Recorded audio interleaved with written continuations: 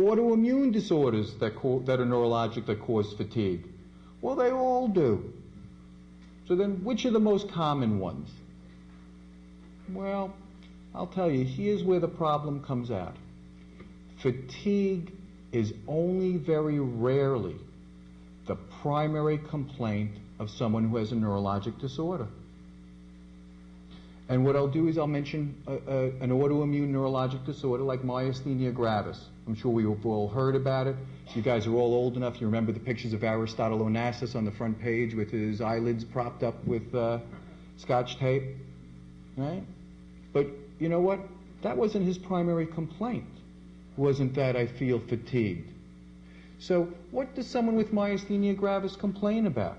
Well, someone with myasthenia gravis may have double vision, they may have drooping of a lid, or they may have weakness where the muscle itself will fatigue so they can't carry out the activity. But what the patient will come in complaining about is that, gee, I was doing something and I felt weaker, or I can't do what I used to do, or I'm brushing my hair and I can't, my arm gets heavy, I can't do it. They don't come in complaining of fatigue primarily. So from my perspective as a neurologist, fatigue is the secondary complaint almost all the time, not the primary complaint. So what do we think of when it's the primary complaint? I think that's fair. And after we've ruled out the other things, very often it's a psychological or psychiatric etiology.